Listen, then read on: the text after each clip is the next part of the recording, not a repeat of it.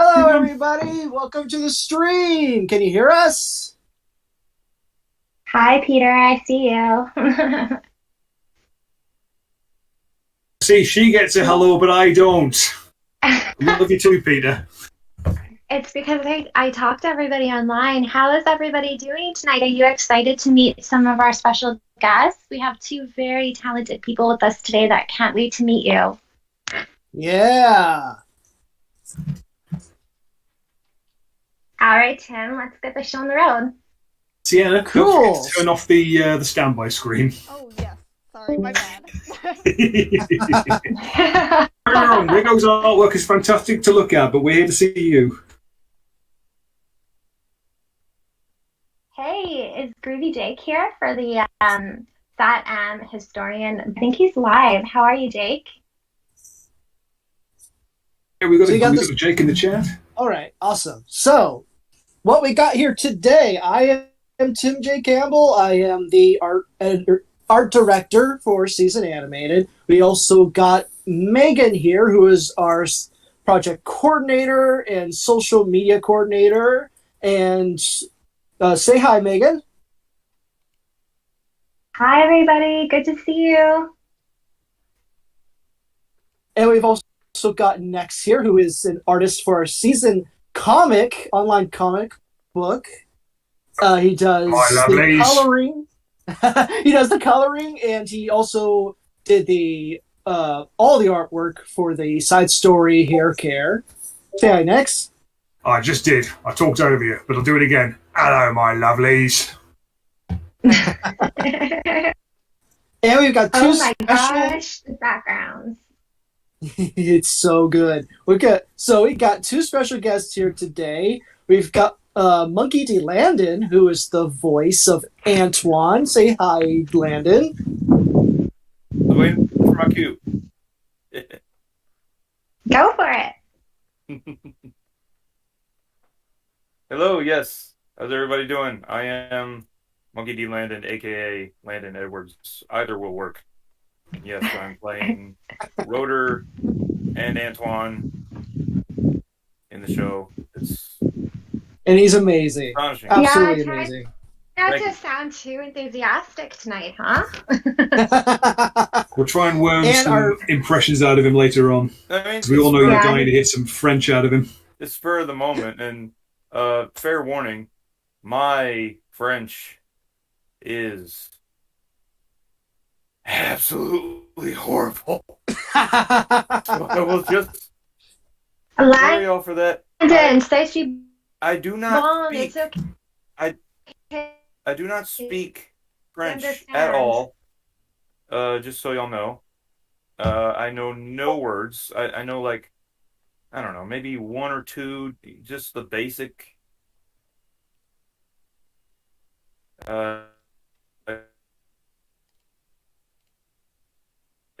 Zut alors is a fairly required saying for Zut alors is Antoine, the so we can get away with that. Hey, Yeah, right. He's like, dang it. Like, hey, oh no, dang it. hey.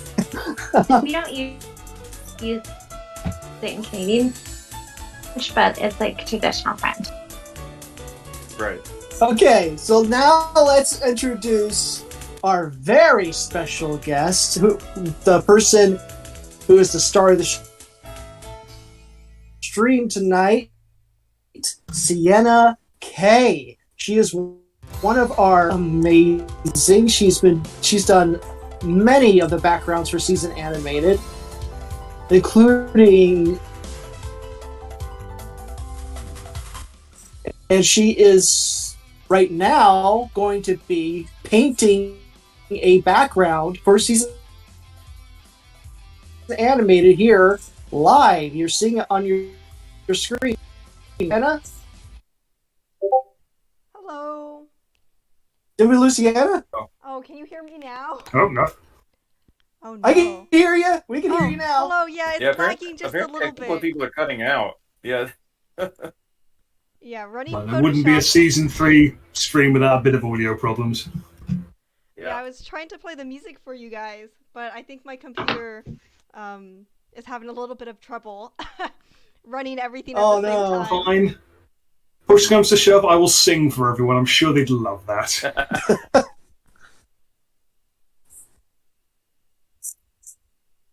So say hi, Sienna, to everybody. Hello. I hope you guys are having a nice day. Hey, Blue's in the chat. Hey, Laura. Good to see you. Is she? Hi, Laura. Hi, Laura. Yeah. It's good to see you.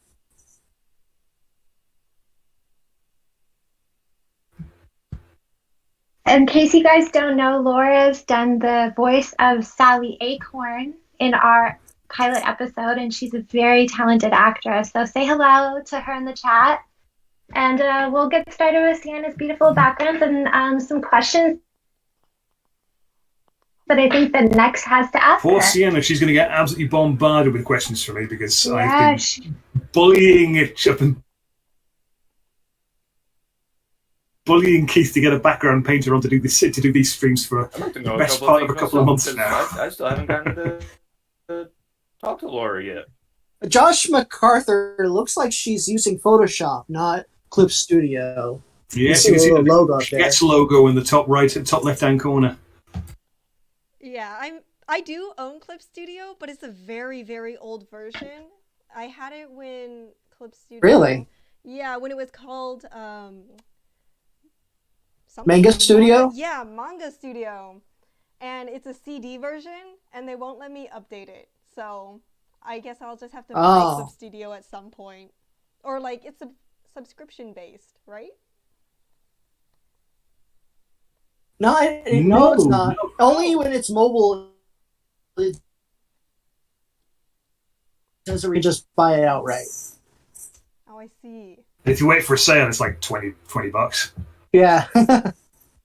Really, really good. He says, Yeah. having bought it and not opened it because he can't detach himself from the Adobe machine. Oh. I used to use Clip Studio all the time when I was doing PC. Now I use Procreate because I'm on iPad Pro. But if I was on PC, I would definitely be using Clip Studio.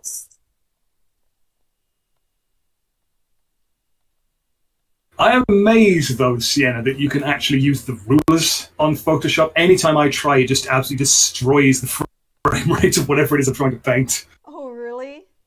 I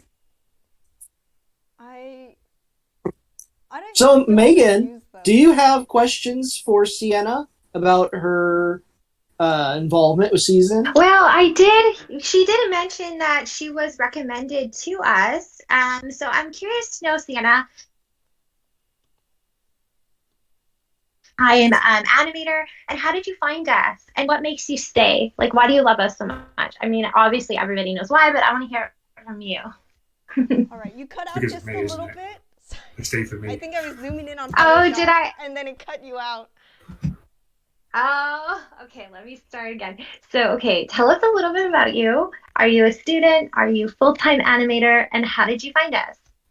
Ah, awesome. Yeah, I'm currently a student. I'm in my last year.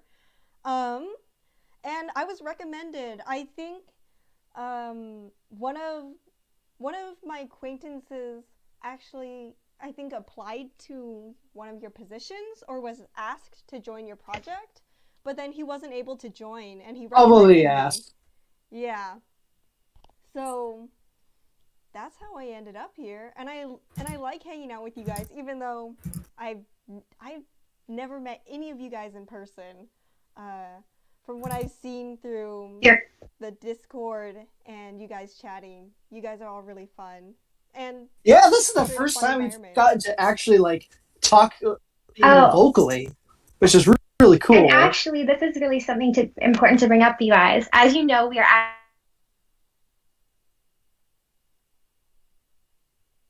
at 99 patrons. So, like Sienna, who creates these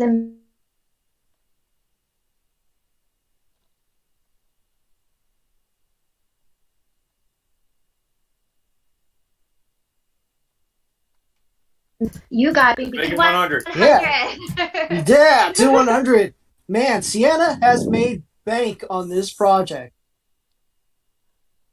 Oh, tell she ya. has. She's one of our top tier.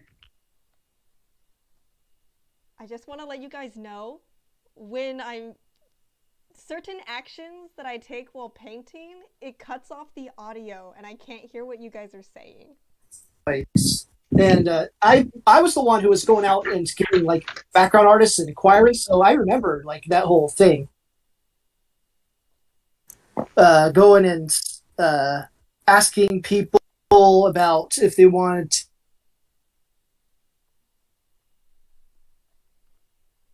to reaching out to you, and or did I reach out to you, or did you reach out to us? Did that person go to you and say, "Hey, there's this project, you should contact them"?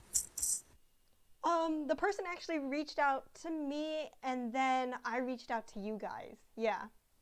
Ah, cool.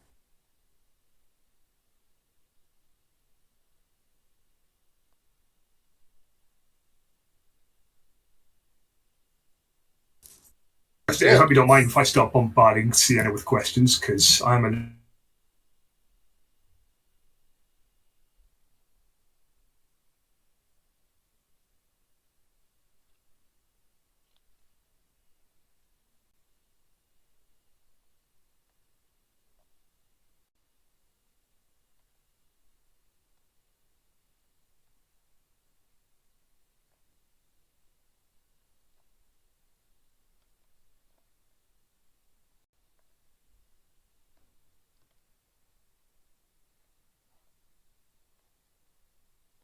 to Go do ahead. backgrounds.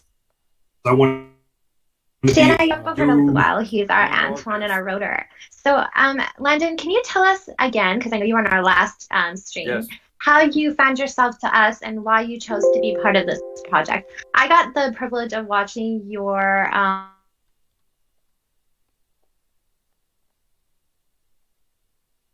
audition video of you and Rotor talking to each other. Saw the episode, so it was brilliant. That I guess if I was gonna audition for both characters, then I figured I'd do a scene with, both of them talking to each other. So that scene immediately came to my head, because that was one of the earliest episodes that I watched, because it was it was on one of the early VHSs for the show. I don't know if any of y'all had one of those.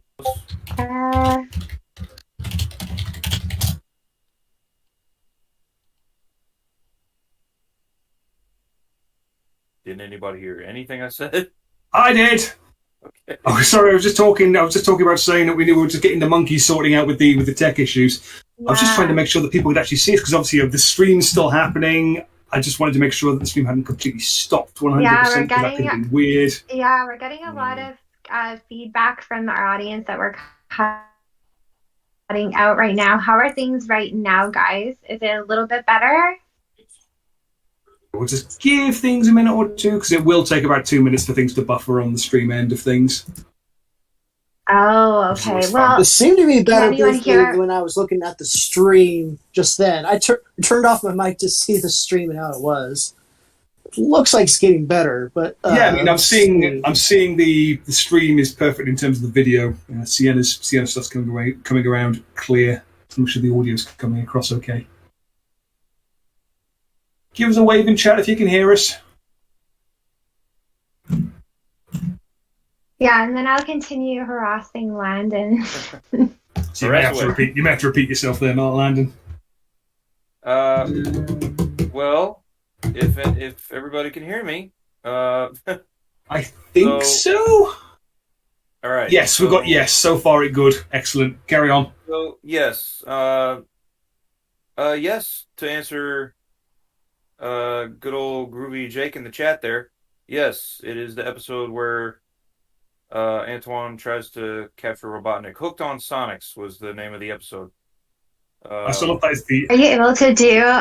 Can you give us like a little sneak preview or like a little audition, or is that just putting you on the spot? No. Yeah, I'll. Okay.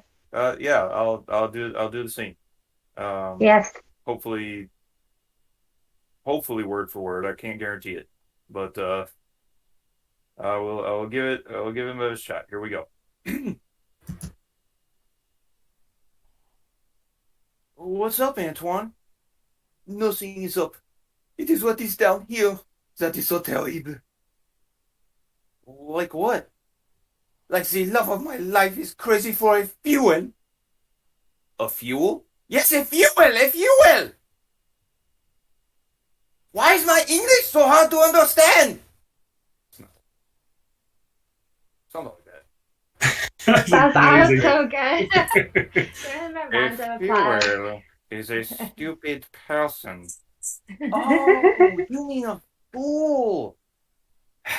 This is what I said. A fuel.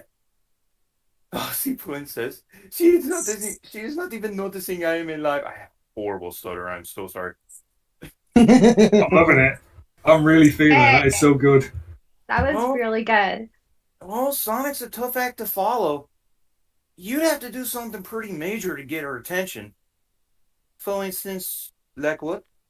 Oh, I don't know. Capture Robotnik and bring him back to Noddle? That would do it. I'll see you later, Antoine. Oh, give him a round of applause, everybody. Thank you. Best I can do is me. So tell me, Landon, so what in your life experience was the most helpful to you in becoming such a great voice actor? Because I know that you're actually pursuing this outside of this project now. Well, you can say that. Yeah, I haven't actually made much headway uh, in the pursuit, but it'll get there. It'll pick up. But yeah. As for finding you guys, um, I was following the Patreon, and then saw y'all on Twitter, and then I got the notification saying y'all were looking for voice actors. So I was like, "Hey, Mr. Opportunity's knocking." So uh, I'll just hook up my mic here, do a little audition, send it in. Expect nothing in return, no response at all, because there is no way it could have been that good. Uh, and yeah, like clockwork. Y'all almost instantly responded, and I was like, do y'all have the right address? But, so Yeah, I remember you sent in a video audition.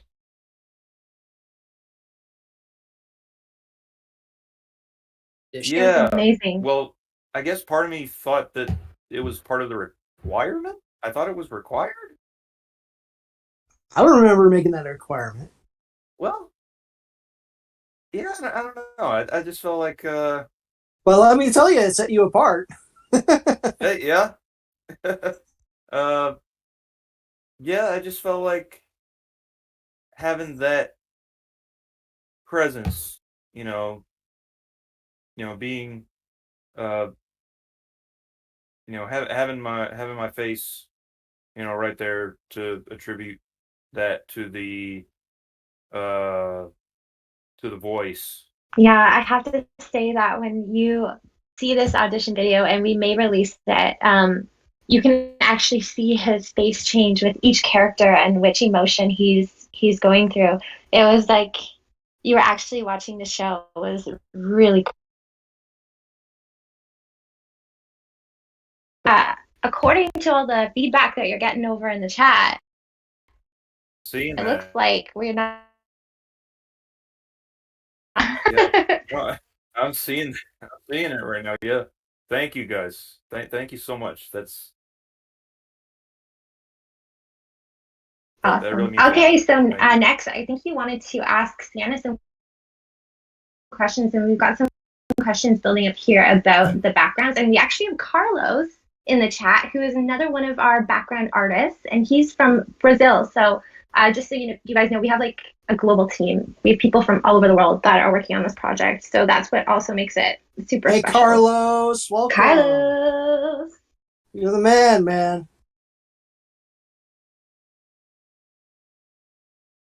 Well, I do have some questions for Sienna, but providing things hold out, because I know things are a bit choppy on her end when she tries to speak, but I'll try and keep things nice, brief questions for her. So I'll see if I can shoot this one out again. Sienna. It's when she tries to paint in Photoshop, something quirks up. Are you here, Sienna? I am here. I like stopped painting and I'm just like slowly making the smallest paint strokes because when I touch Photoshop, like the audio for me cuts out and I'm not sure if it's cutting out for everyone else, and I don't want people to lose their experience here. So No, the audio seems to be fine on our end. I mean, okay. at least I've not seen any complaints. Hey, we got a Bunny Rabot in chat. Is that our Bunny? Yeah, That is Bunny from our servers, yeah. Yeah. Bunny, you've just missed the Sugartwan. Missed the Sugartwan Express. All of a sudden, I feel like having a salad for some reason. Boom, boom.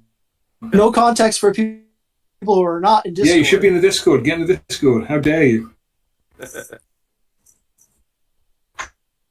How dare you not be part of our terrible inside jokes? So we actually have a question from one of our supporters. I think we should Oh. tackle right now. His name's Josh. He has been like supporting us since day one, and he's wondering about the ETA. So I think we need to just talk about like how long it takes to create a 2D episode and how much it actually costs. Because you know people see things on the internet that come out super fast now, and I think we just need to explain like how this project is working and how the timelines are, just because, you know, this is all done in our free time. This is all done from people all over the world. We don't have like a huge studio to mass produce stuff. So Tim, I don't know if you want to like maybe talk about that. About what now? Fill us in on how much time and effort it takes just to make one episode.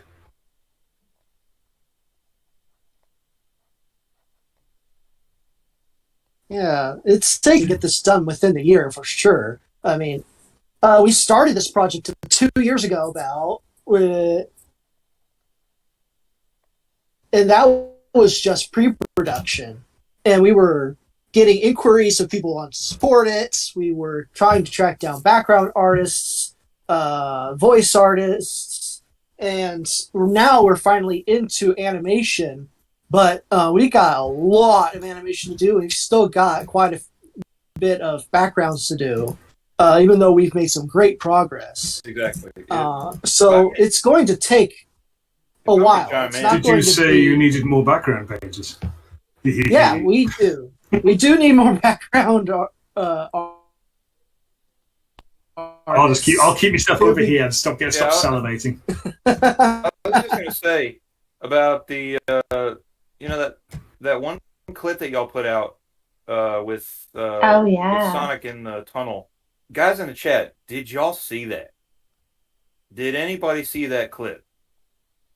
Oh yeah, for sure. That clip that was animated by our animation director Keith.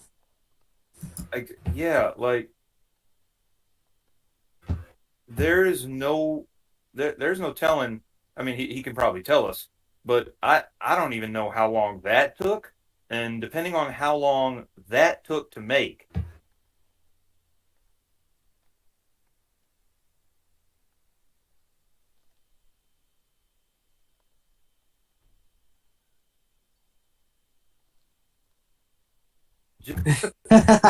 Well, Keith is kind of a monster. He is a true professional in every sense of the word. He is really, really good at this. So for him, I could say it took him about 1 week, 2 weeks to do the animation.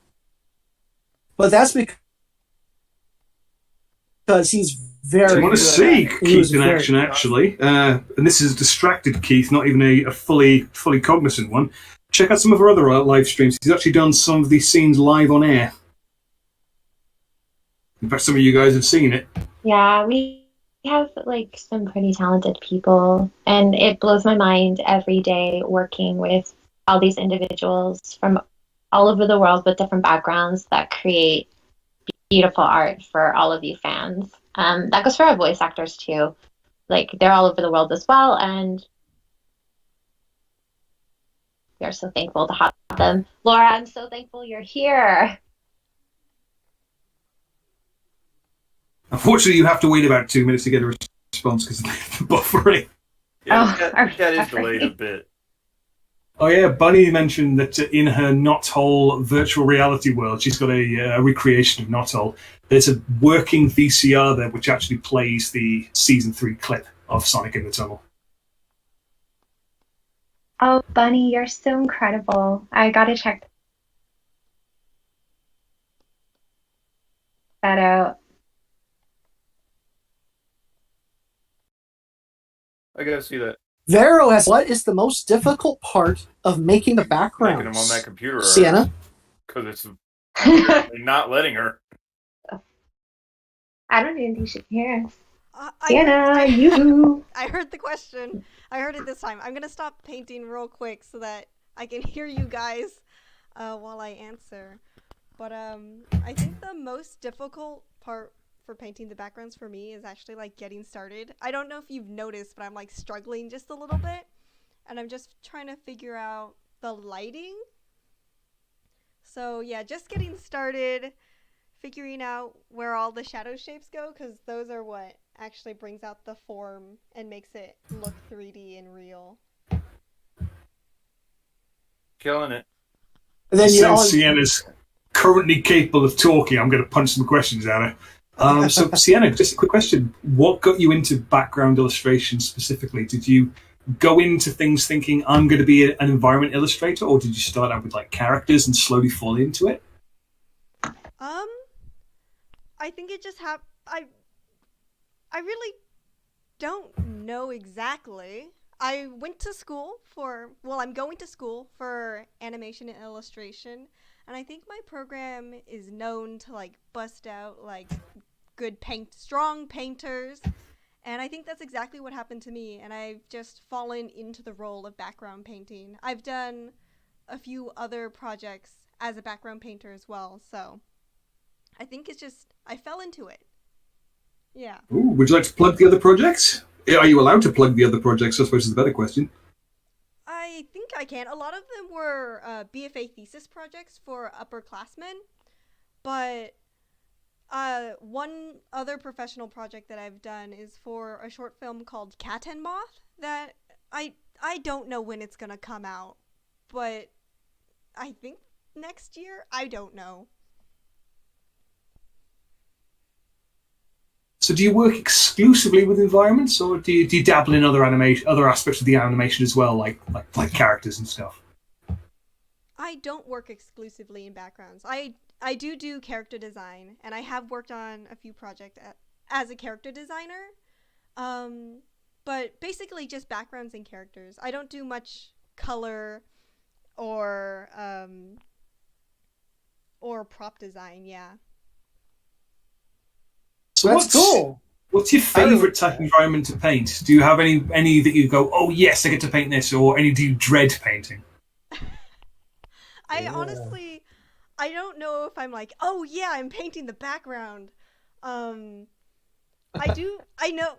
In the past, I painted for season 3. There were a lot of backgrounds with wood. And I had never painted that much wood before, and I kept getting backgrounds with a lot of wood, and I was like, oh my goodness, I don't think I enjoy painting wood all that much. But it boosted my skills. I know how that feels. The hair care short. The amount of times I had to because the hair care short itself, they were in a knothole hut, surrounded by wooden furniture, and I had to think of different ways to differentiate the wooden textures. Exactly. Like, oh my god. Yeah, I think I had the same issue. I was like, oh my goodness. Maybe I'll just put the shadow here just so that it's not blending in with the other wooden objects in the room. I ended up having to develop 3 different brush textures just to differentiate between the types of grains. It was like, okay, this one's a rough grain, and this is a smooth grain, and this is a bark grain, and now I'm losing my mind. Yeah, that's exactly. Oddly enough, it it did kind of spark a sort of a love affair with wanting to get better at painting and drawing backgrounds as a whole. Because before then, I was very much one of those illustrators where every character was floating in the white void of nothingness. Oh, yes. You know, it's your fault, Sienna. We gave you the background to do, which was the knot hole was like the first one, and you did so good at it. We just kept giving you knot hole ones because we were like having you on knot hole and Carlos on Robotropolis, and we were just kind of segregating you guys there for a little while so that they looked, the same and coherent. So you doing so good, gave you more of the wood. Well, I'm glad I did a good job. It's one of the terrible things, isn't it? You're so worried about doing one particular thing well, you focus on it, and everyone immediately goes, "Oh, they're so good at it. Give all of them to that person. Give them all the wood. They seem to enjoy it." But yeah, the first painting you did of Knothole, in at night with the party lights and the little campfire. I probably spent far too long zooming in trying to work out how you painted some of that stuff. Honestly, if I look back on it, I'd also zoom in and be like, how did I do that? Although when you finish a piece of that, you go, how did I do that again? That wasn't me. Who did that? Yeah. Same with Carlos's Robotropolis. I spent far too long nosing at both of those two. We artists do that, guys, in chat. If you're not an artist, if you become an artist, that happens to you sometimes. You look at past art like, how did I do that? There's also a fun thing about artists is the grass is always greener on the other side. No matter what you do, you will always look at everyone else's work and go, they are so much better than me. Oh, that's so true. Albert Wood asks, what Discord? You guys have a Discord or something? Yes, yeah. Albert. If you go to our Patreon page, there is a link to our Discord there. You go to the link. Yeah, you can do that. Absolutely. Oh, Bunny. Take it easy in the chat there. Bunny does not do easy. She only has 2 settings. Go and go harder. Wow. Oh my gosh, do not tie that in with the wood joke. I think she already did. I think it's a little too late for that. This is a child-friendly stream. Right? Child-friendly stream. So why did you invite me? Yeah, next, he is a darling. What do we call you in British talk? A crumpet? Now, a crumpet is what we refer to someone who is very physically attractive. That's a piece of crumpet. I mean, I am a piece of crumpet, but you've not seen me.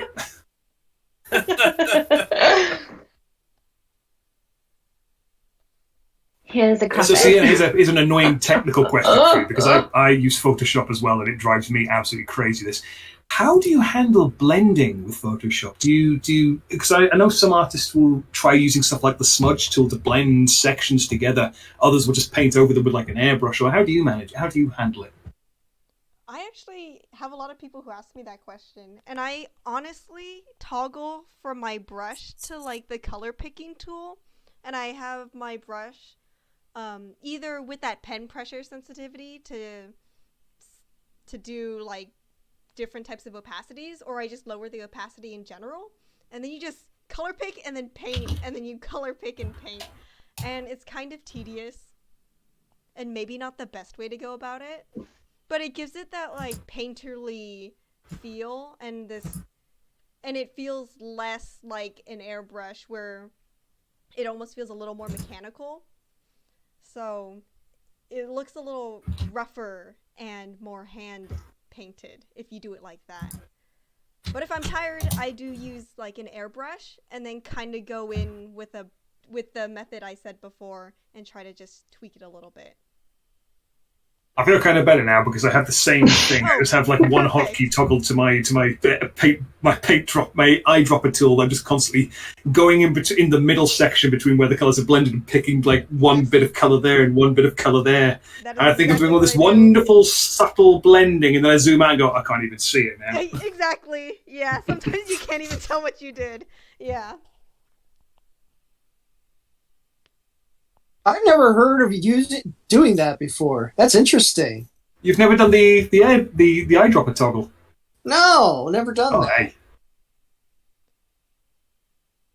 I actually remember picking that one up when I was looking into value painting, because I think it was a YouTube video where the guy was like, "Oh yeah, just make sure you've got the eyedropper tool toggled to something you just can easily quickly hit, and just constantly sample, so you get a more natural blended edge."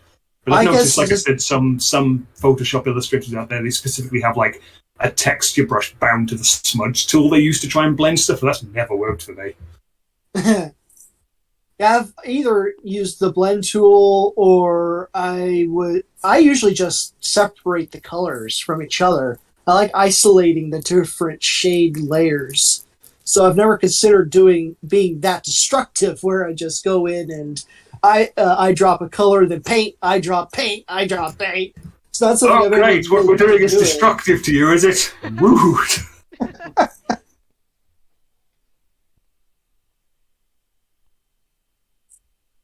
But I do like that method of blending, because it does feel, like Sienna said, it's a bit more like proper painting. I suppose Bob Ross would refer to it as mud mixing.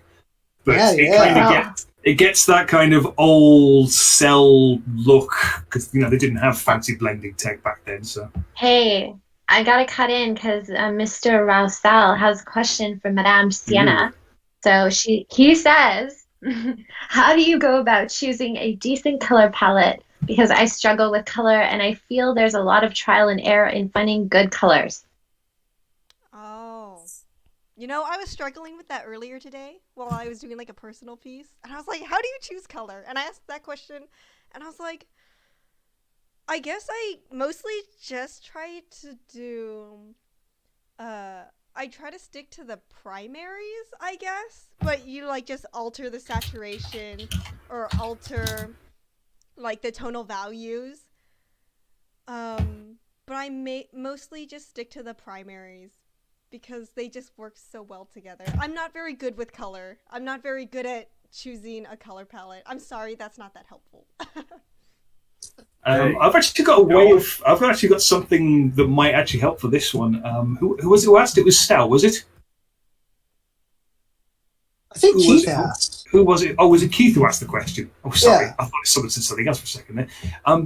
Keith, what I usually do is I'll go online and look for like an anime with a similar type of scene to what I want to paint, and I'll try and grab like the 6 most prominent colors into a swatch and just steal them. Oh, stealing is also a very good idea. Yeah. It's like that's the vibe I'm going from. That mine. I'm off. Remember, kids, good artists steal. Was it bad artists borrow, great artists steal? That's the phrase. Yeah, I see a lot of people that they'll go all mad at people for using references, or they'll be nervous about using references because they're worried people will be mad at them for it. But really, guys, art is what you see. That is what art is. And the idea that you should do art just from your imagination is completely false. Ever gets mad at you for using a reference, tell them to go to a museum and look at anything that was painted from the Renaissance upwards. Every one of those was painted with references, with models there in front of them. Go get angry at Leonardo da Vinci. See what he has to say. He don't care. He's dead. And good and wonderful art that is not from a reference usually are from people who are psychopaths. No, well, that's how they speak as well. Who should I be screaming? This is my artwork. Who does that remind me of now? I drew while I was cutting off somebody's head. That does sound like a lot like Mickey Mouse. Oh, That's dear. not a bad. That is not a bad Mickey. That's pretty good. Kids, that's what scrubs do. Hide your heart of a deer eating a human heart. Woo! Yeah, that whole thing about It's okay, Keith. You can pardon the thieves in whole- this respect because everyone knows artists are racked with guilt anyway over their own skill level. So you're just adding to that guilt, which just adds to the artistic angst, which just adds to the final product. Look at that shadow she's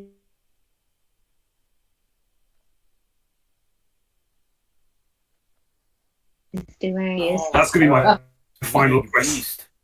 That's going to be my final question to see at the end of the stream. Can I steal your brushes? Yeah, so I was just gonna say, like, that whole thing about, you know, everybody getting all worried about whether their original art or original work is safe from, you know, other people trying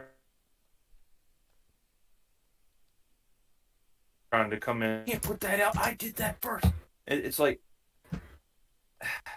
that's a jungle. I don't even care to navigate. I believe the way to navigate that is to just take a sip of your coffee and go, cool story, bro, and carry on with what you're doing. That's not a bad idea. That is not a bad idea. Oh my gosh, you're so funny, Next. At least now I know that if my artistic careers fail, I always have a side gig as a comedian. By the way, you can steal Sienna's brushes. You already because have. I believe Procreate can import Photoshop brushes. I believe Keith so. already uploaded them to the community Google Drive. I think I already.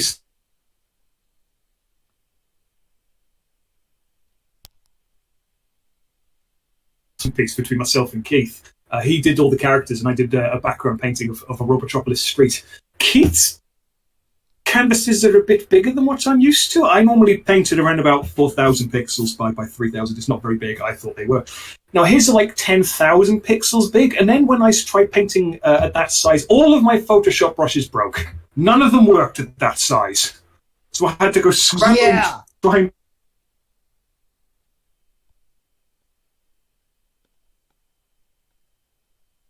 to find. There's a question for Sienna. How is it painting in the huge canvas sizes that we Okay, require yeah. for this production? Yeah, they're big. Like beyond 4K, because of some things we have to zoom into the scene. So the zoomed in shot has to be 4K, and the whole background needs to be a lot bigger than 4K. So Sienna, how is it like coloring in those dimensions? Honestly, the lag hurts a little bit. It really it slows me down. And you know when you move your brush across the screen, but your brush is like going 10 times slower than your actual hand? Yeah. Sienna, I might have a way to help with that. I'm not sure if you use it all the often, but do you need the ruler on the sides of the screen? Do you use them very often? I don't. Are you on PC? I know how to get rid of the ruler. Because if you get rid of the ruler, it actually seems to make, at least on my machine, it makes things run a heck of a lot smoother. Okay, that's good to know. Really? Yeah, if you turn them off, it's suddenly just like, I don't know, it's like having 50,000 tabs open in Chrome. All of a sudden your PC goes, oh, I've got all this RAM I can be using. Neat. I did not know Wow. that. It must be doing a lot of measuring. I don't understand why either. It may just be my machine. It may not be the same for you. But yeah, I find if I turn the ruler on, I mean, because I've been doing it recently for the rework of the season 3 website, because I need to do quite precise pixel measurements. The moment I turn it on, my frame rate just tanks. I don't think I've ever noticed it when I toggle on and off the ruler. But I don't know if testing it now will do anything because it's going really slow because of the stream. I'm curious to see if it will. Because, I mean, streaming mostly is just, it's all internet bandwidth. so it shouldn't really affect anything happening on the desktop level. I'm curious to see if this does anything. Question for Season 3. Can I help out with anything involving this project? Yes, you can advertise for us like an absolute beast. Yes. And you can always join Patreon. We definitely need you there. And we need background artists and animators. And do we need cleanup artists, or are we good on them? That goes along with animators. Ah. So there you cleanup go. artists, animators, background artists. Cheerleaders. People to make hot drinks. Are you man enough to make tea for the boy who makes the coffee?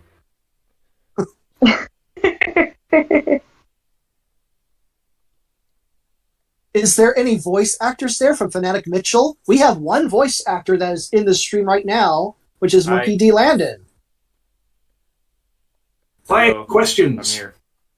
He's the voice of Rotor and He may Did you also answer actually- them in character, if you're lucky. Did you miss his amazing scene? You really missed out. It was really good. You'll have to rewatch the stream after. But yeah, you should ask him some questions. Landon, I think you should castigate him in Antoine's voice. Nothing else could be more humiliating. Whoa! Carlos just gave a tip. My secret is to paint with 1 DPI, but it is a bit tricky to configure it. 1 DPI, wow. So just one massive pixel splot. What does it mean for us non-artists? A DPI stands DPI for dots per inch. So the more Yeah. dots per inch you have, like the more pixels can be on the screen. So if it's 1 DPI, it's like 1 pixel. Yeah. So, yeah, DPI will determine also, like, if it's 300 DPI at 12 inches, then there are 300 pixels per one of those inches. Oh. That's what that means. There's a good way to actually to show you involving Season 3 actually the difference between them. If you were to pop over to season3.com, sorry, it'd be SatAMSonic.com at the moment. We're still working on that. And go to the comic and check out hair care. And look at the difference in the richness of color between pages, I think it's 3 and 4. I made a hiccup and accidentally painted page 4 at 400 DPI when the rest was colored at 300. The colors on page 4 are so much richer, but they are the exact same like hues and tones because I had like an entire like swatch palette for everything. So, in essence, size matters. Is that what you're saying? Very much so. In this case, it's definitely a thing about size. It's not just how you swing it. Sorry, had to. Fanatic Mitchell, Laura was in the text chat, so she might still be lurking around somewhere, but I'm not quite sure where. Hey, next, I've got a question for you. You ever wondered about the cheese arches? Are those houses, or is it Farmer's Market Bazaar? What? Cheese arches? Cheese Oh, arches. were you talking about, I think Gino's talking about the knot holes, like weird coral formations. Is that what you're talking about, Gino? Is he talking about those arches that are across the bridge? Like, yeah, when you go across the bridge over to where the Great Oak is, you have those kind of like weird, like white coral things. I think I referred to it as looking like a big block of Swiss cheese once. Um, And I was always confused as to what they were supposed to be for, because they're not the houses, because those are the huts. But I think you see Rota working at the water wheel, and you can see underneath them briefly, and it's just like loads of boxes and stuff, so they look like they're just storage areas. maybe. Eric would probably know that answer if he was here. We also have another I'm not sure what question. before. So Nokia 2016 wants to know where we all animate, or where you guys learned how to animate. Oh, that's going to be rough, because I don't think we've got any animators here apart from Sienna.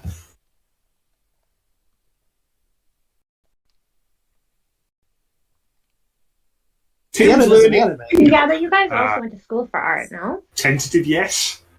I did have some art training in college. and I've been having training from Keith, who went to a university.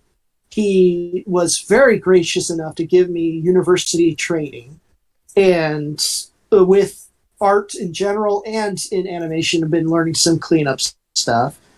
Other animators have been in here, have either been in the industry or went to school for it.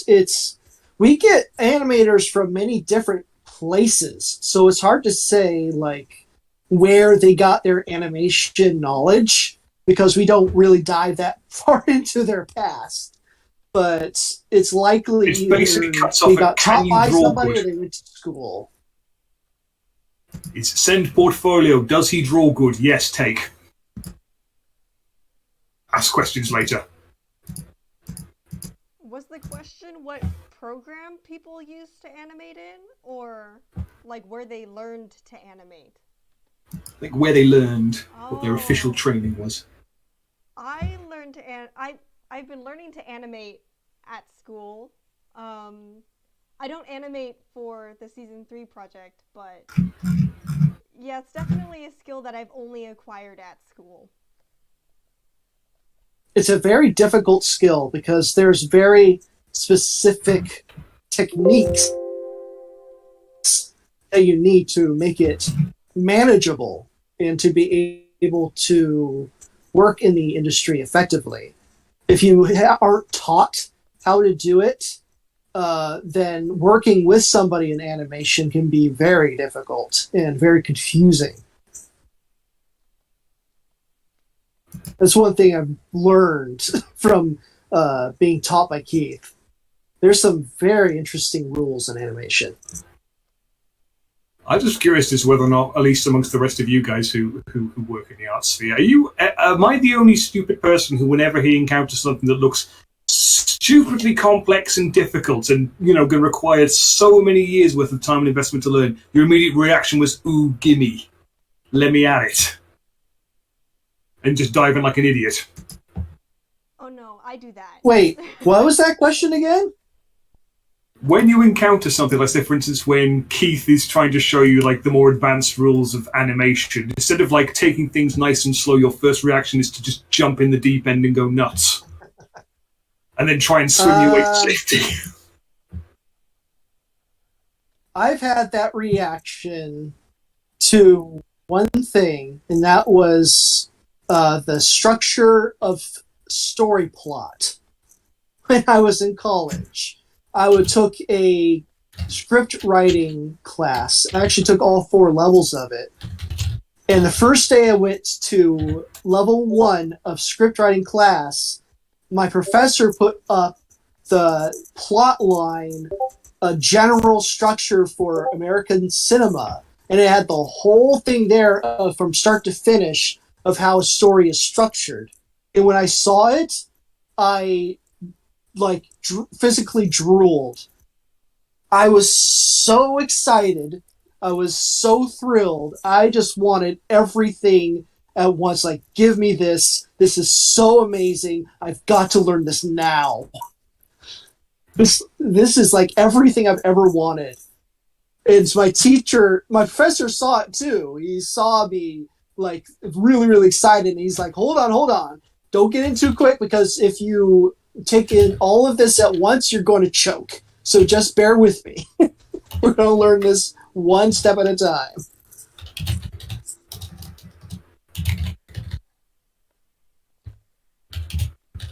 Those are really, really cool, fun courses.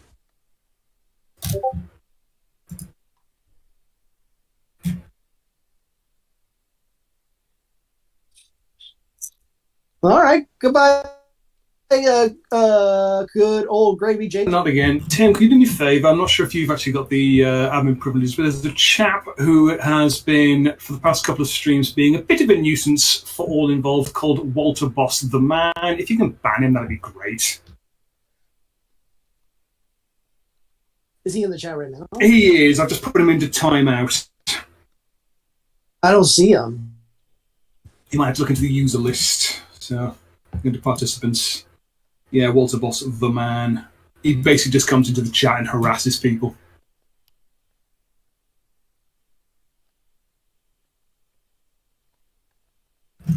push comes to shove, I'll just do what I did to him last time, and I'll just keep him perpetually juggled in timeout. I don't think I have admin privileges. I think Megan might have admin privileges. What happens when we're all just mods and not admins? Curses! Where's Chief when you need him?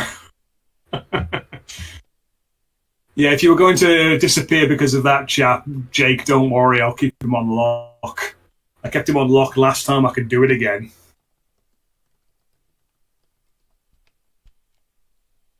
Here's a question for Sienna.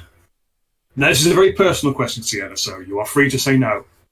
May I see your foliage brush? My foliage brush? I Yes. use this brush. I don't know if I can zoom in on that. The Kyle Brush Beta 1 2600. I basically use the brush pack that I received when I joined the project. That might be Carlos's brush pack. I think I've got that one as well. Yeah, it is. I always struggle with getting good strong edges to whenever I try to do like foliage shadows. I've been trying an awful lot of these quote unquote Studio Ghibli-esque foliage brush packs, but they always seem a bit fuzzy. Oh, I see. I don't know if I can give you any good tips about the foliage. It's one of those things that I just do it and then I look back and like, oh, how did I do it? Which is unfortunate. But if you are trying to paint foliage, I basically start with big shapes and then you go down to smaller shapes. Let's see if I can, I don't know, I mean, you guys are already seeing the screen, but like, for like this little area, you start with the big shapes and then you, for the leaves that are in the foreground, then you paint them sharper. Does that make sense for you guys? Oh, it's the actual outer edge. So, say for instance, if you look at on the piece you're painting at the moment, the shadow underneath the trees in the top right corner, it's got that nice crisp edge. Oh, these ones? Yeah. Oh, I used a round brush. Oh, it's just a round brush. In general, and then round brush with pressure opacity, so I don't have to like toggle the size. Oh, that's cool. Might have to give that one a shot, because I'm always trying to find, like I said, one of those texture brushes that has a bit of a foliage edge, and they never seem to want to work. I think the round brush is very versatile. You could paint a whole piece with just the round brush, and I think it could turn out fantastic. I probably should try that, because I know a lot of people have said that it's a good exercise to actually do, just to paint an entire piece with just the round brush. I should probably do that. Yeah, it strengthens your, I guess, decision-making skills on how like things should look, than relying on like a brush that determines that for you, I guess. Yeah. I think for me it was when I used to paint traditionally, I used to do that whole Bob Ross thing. We use the edge of the brush to kind of make that spattery kind of look. I was always trying to find something that mimicked that look and could never find it. But then again, I suppose that's the difficulty between digital and normal, is you won't get that randomization.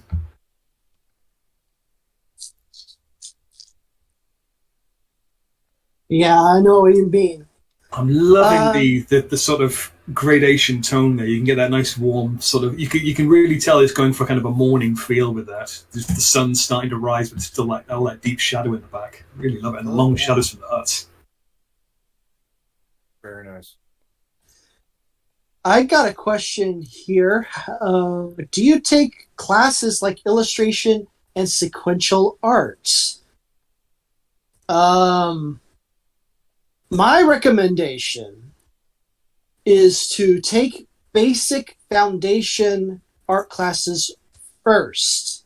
So classes like still art and life drawing, these are very important classes because they teach you how to see. So drawing in art is all about drawing what you see, not what you think you see. And you need to be taught that first and get experience with that. And then after you've gone through that, then take classes like advanced university classes or illustration specialty classes, stuff like that. But first, get those basics down and practice, because that's what's really going to help you see in art. And if you don't have that foundation, then the rest of it is you're going to trip on a lot. So that's my recommendation. See, the more you do it, the more you get it, the more you get a hang of it. And I really wish I could. Well, there's a question for you. There's a question for you, Landon. There's a good question for you, actually. Yeah. Obviously, we've asked an awful lot of the artists. How did you get started in? How did you get started in voice acting? Was it a thing you set out that you knew you wanted to do from day one, or was it just kind of a thing you just kind of fell into? Well, like I said, other than this, I haven't really made that much of an effort to pursue the front. But yeah, it's pretty much always been something that I really wanted to do, because I really admire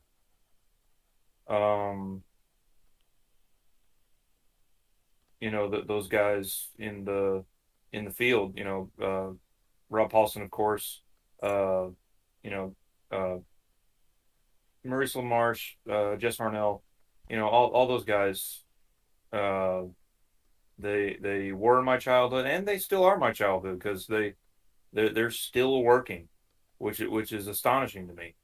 And yeah, that's just something I've always wanted to do, because Rob himself, he put it best. They do this because they want to make people laugh. They want to make people smile. They want to make everybody happy. And a lot of times that doing that is a lot harder sometimes, with other things that people will want to do, that think that they can accomplish that. But at the end of the day, it can be something as simple as that. It is voice acting. I'm not saying it's easy. Coming from experience, it is. You have a question from the Saturday M historian here, actually. Good old Groovy Jake. He'd be interested to know if you would be prepared to be interviewed for his book. So he's doing an entire section about season 3 and its development. Wow. You know what? Sure. Yeah, I'm all for it. I've never. No, it's fine. Yeah. I've never been interviewed to be in a book before. That'd be pretty cool. Yeah, cool. Probably can contact me, Jake, and I'll get you Landon's Discord name, and you can contact him directly for the interview. Yeah, that'd be awesome. There you go.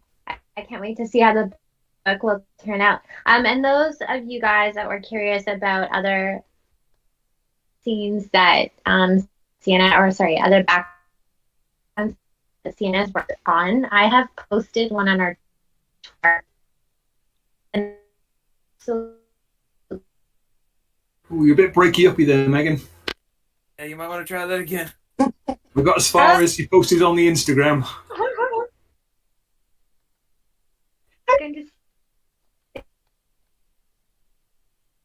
Megan down.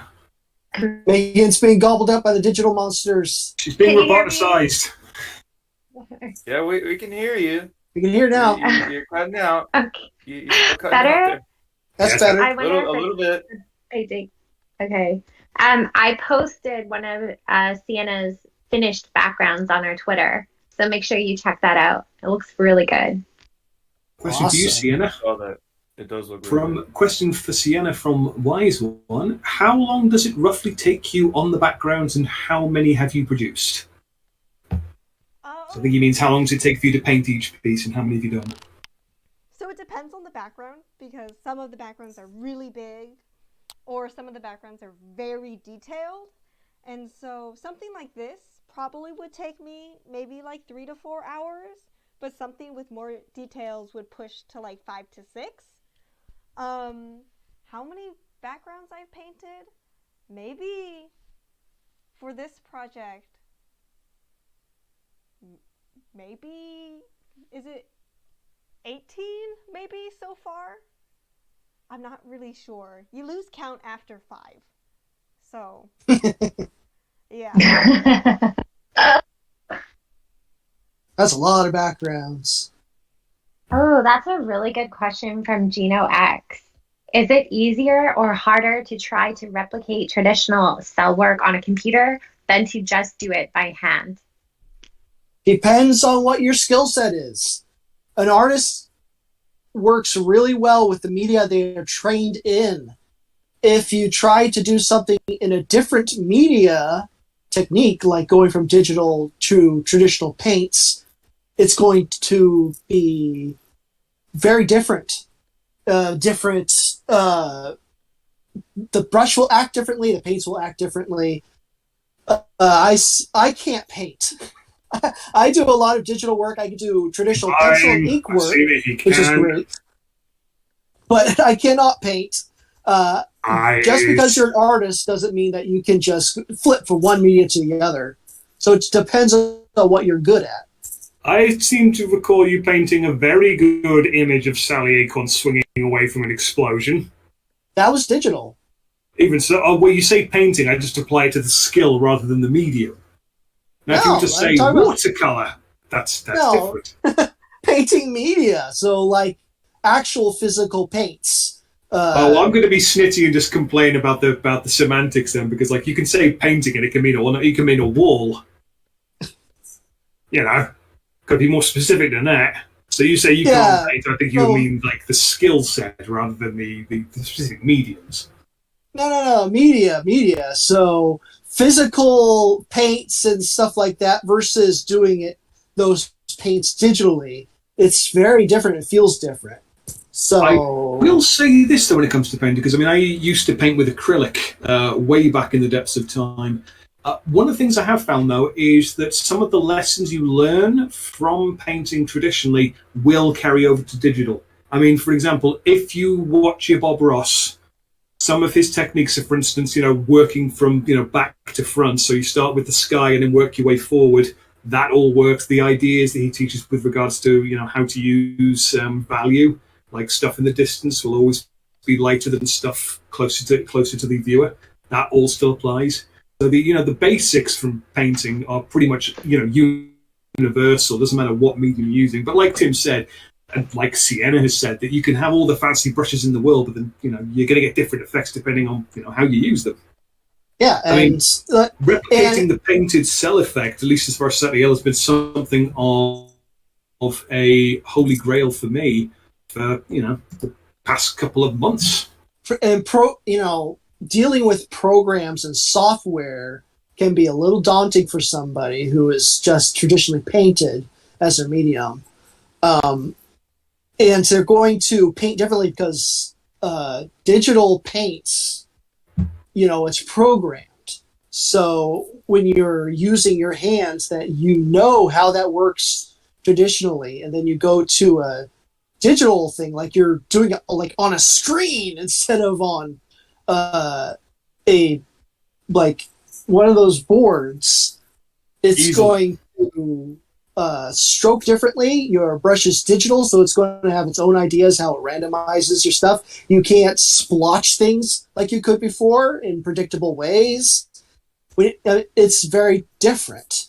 And how you do things quickly in one media, like, I know if I flick the brush like this, I'm going to get these dots, or if I do the pressure in this specific way, it's going to make these shapes. Then you go to digital, and it's like, oh no, I don't know how to do any of this. So the reverse. With digital, I found it was more predictable to learn how something would work. I mean, with traditional paint, I mean, I think a great example of this, again, going back to with Bob the Ross, traditional, you're able to predict how the brushes are going to work, and you can use that very artistically, like how brushes physically work. Where in a digital environment, it's like you make a line, and that's it. You have to figure out how to make that look like your traditional work, where you can freely, do art instead of just making lines. That's where it becomes very difficult in digital, is that you can make things too refined and you're struggling, like, how do I make this artistic? How do I make it look organic? More natural, yeah. I mean, again, the great example of that, where, again, going back to Bob Ross, is the whole palette knife snow effect that man makes. Yeah. It relies entirely on the randomness of the media. Yep. You just cannot replicate that in digital, no matter how hard you try. Yeah. So, but if somebody is very, very experienced in digital, they can figure out how to cheat it, if you want to say. You know how those tools work, and you know how to get specific effects out of them. And it takes a while to learn that. So even though the things transfer from one to the other, it's just you know how to use the tools in your medium. So with animation, I'm just saying that's the same thing. It's like, it's easier to do one or the other. It depends on what you're trained in. Speaking of training, curious again, Landon, have you had any formal voice training, or is it all self-taught? Yeah, about that. I guess you can say it is self-taught, because I have not had any proper training. I barely even rehearse. I mean, I am a... Oh, you're one of those people who just rocks up and just aces the exam out, never having studied. Yeah, he's just naturally talented. He's one of those people we hate. No, I am. Yeah, I'm a really bad example for people who actually want to get into voice acting. But I will say, do not do what I do. Like, if any of y'all actually want to get into voice acting, like, look into training, read some books, do a little research, do whatever you can. Don't do what I do, which is absolutely nothing. For the longest time, I honestly thought voice actors mostly trained just by sitting in front of the TV and then trying to ape what they saw on TV. I mean, it's rude to say this. That's what I did. That's what I did, like, pretty much all of my life. Pretty much all of my life, I was right there in front of the TV, mimicking everything I heard. Pretty much all the time. So don't do that. Don't do that. Pay thousands in college fees. That's what you should do. So can you do other characters other than just Sonic Sat-Am, or are you just a strictly Antoine Rotor kind of guy? I mean, if I was asked to do Sonic, I don't know. I'd have to really look into Jaleel White's performance and kind of twist it and kind of make it my own.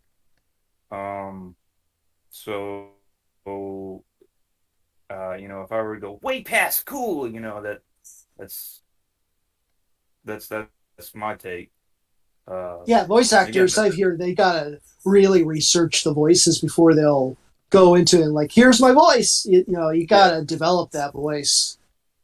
Yep. I got a couple questions I want to address. One from Groovy Jake says he remembers hearing how the art team apparently figured out the exact line thickness for the Sat-Am characters. That's true. We have a line thickness standard in the animations. We actually have a reference sheet that Keith made, and it has the characters in different sizes, and depending on what size that character is will be how thick the line will be. They get closer to us, the line get thicker. They get further away from us, the line get thinner. So we do have that. We have figured that out. Pretty cool. I think Keith just responded to that in the chat. Could you tell me what the line thickness is? Because I can't work it out. I keep going thinner and thinner and thinner. To answer Genox in the chat there, I wouldn't say you have to be, a professional singer. I would imagine a lot of professional singers do practice, breathing exercises to, get their voice to work. And speaking from experience, because I sing in the car a lot.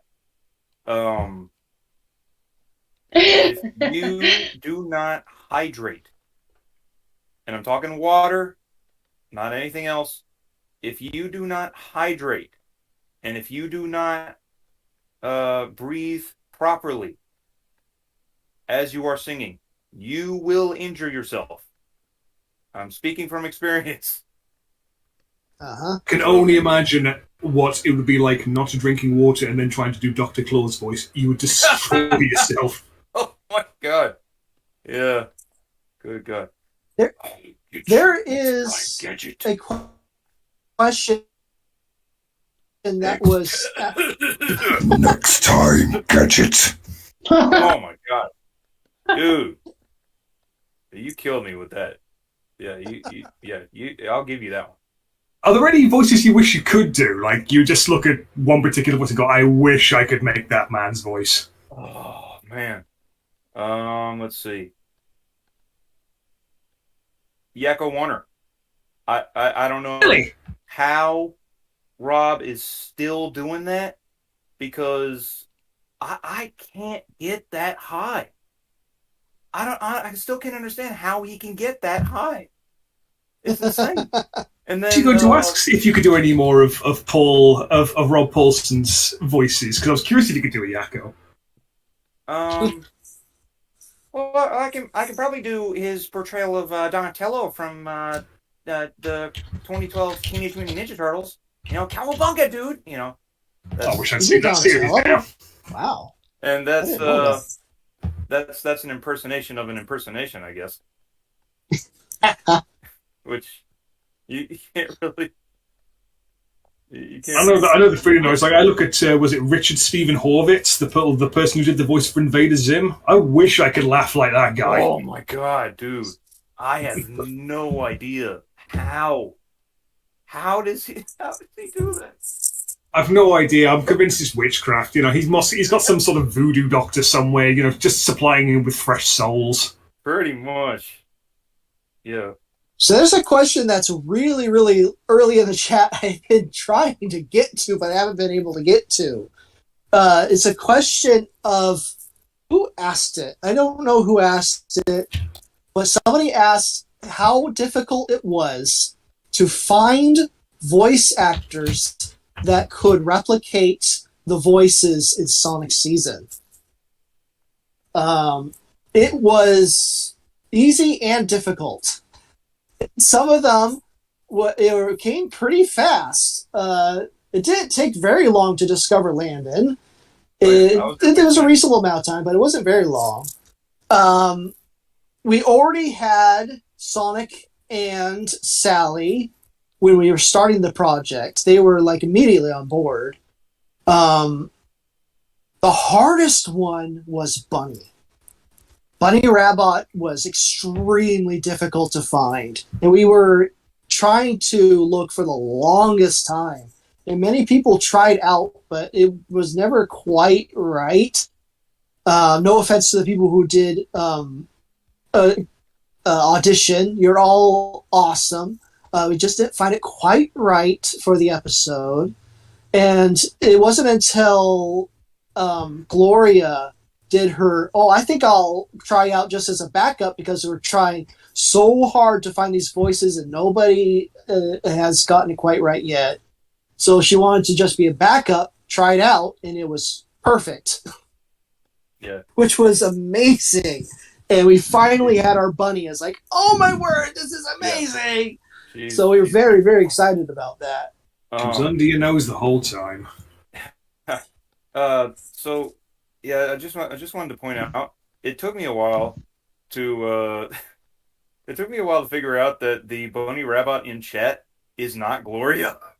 No, that's funny enough though, she is my personal voice for the not all Bunny Rabbit. I have stolen her. She is mine. I got okay. Right. So she is a voice of Bunny Rabbit, just not yours. Right. Also, speaking of which, anybody in chat, just in case you did audition, or if you've auditioned for anything in your life, if you don't get picked, like that's not the end of the world. That doesn't mean the people who were auditioning you hate you. That's not what that means. It just means Absolutely. that they're looking for the right person, and that's not to say you're the wrong person. It just means, well, crap, I lost my train. It just means you're the wrong person. Get it? It means that there's another opportunity that's better for you. Yes. I love how your dog chimed in there. It just means woof. That was Mop. Mop says hello. Hi, Mop. Give Mop a hug for me. Me on that one, Mickey. And then go and find the loaf and hug the loaf for me as well. Yes. Do you guys, Captain Nabble asked, do you guys have some re-recording voiceover sessions? Not lately. We did at the beginning. We would all as a staff review the voices and talk to each other about them. And what do you think of that? What do you think of this? How do these sound together in the scene? Does this invoke the right emotion? And we would give that back to the voice actors when we wanted something modified and say, can you do this again? Do it like this way, maybe. We need these corrections. We would do that at the beginning.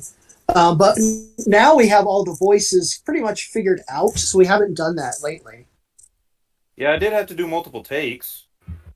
Yeah. In my lines.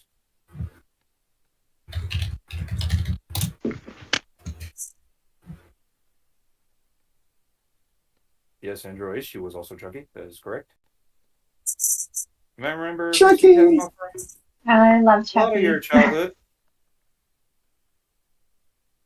Sienna, Groovy Jake wants to know, how do you make those trees look so good? I'm fairly certain he's not going to take the men's witchcraft seriously. I was just about to say, those trees look amazing. Oh, thank you. It looks very similar to constructing hair, which is awesome. You would like start at the darkest and then go into the mids, then put on higher lights and go lighter and lighter and lighter. Right, Sienna? Yeah, that's exactly what I was doing. Yeah. Yes, Jake, Nargus, and Lazar are in fact helping me. I'm just feeding Sienna with void magic. Hey, bye, Carlos. Thanks for coming by. I'll get you one day, Carlos. I will get you on one of these streams and I'll get you to demo for us as well. Mark my words.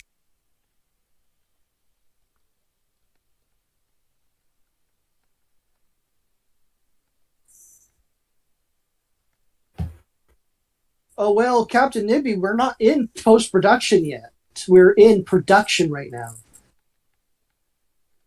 Yeah, we haven't quite made it that far yet. Yeah, there's no way the episode's done yet. Yeah, they ain't even close to post yet. Yeah, y'all gonna have to wait a little bit. Question, what is it like animating? It's great. Keith, go answer that. Very hard. I know you're in the chat, Keith. Every animator that I have come across, when they describe how it is to animate, pretty much the response is death. Pure, I love it, unadulterated really. death. It's killer to animate, apparently.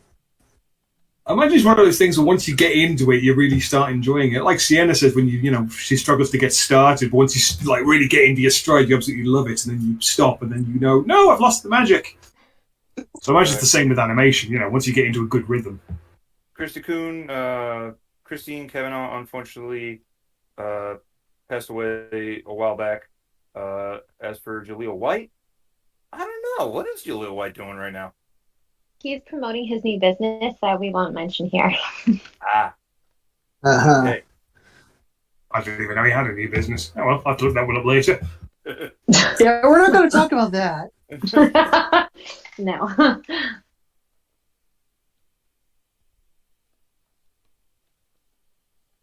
I love you, Jaleel.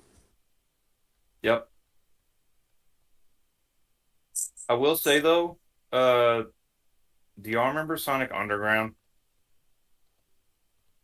Yes, tentative. Yes, I'm frightened to where this is going to go because normally, anytime someone brings up Underground, it ends up in feet questions.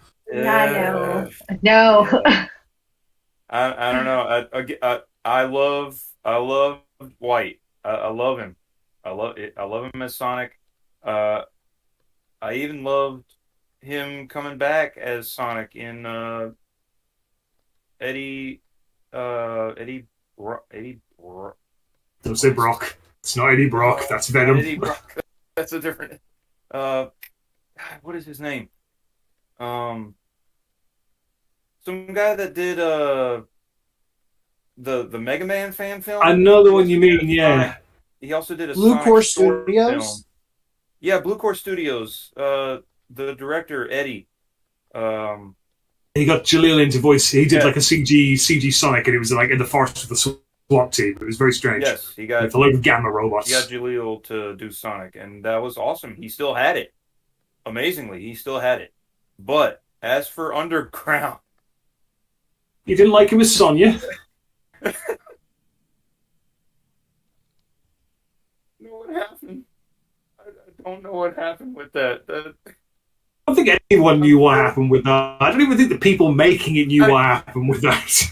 I'm sure he was trying. I'm still convinced with Underground that they knew it was going off the rails, but they just went, whatever. Yeah. Just have fun with it, guys. I think that if you were to ask London if they were responsible for Sonic Underground, they would I don't know what you're talking about. We didn't have anything to do with this. French studio. London? It was animated in France, Sonic Underground. Well, that explains it. Right.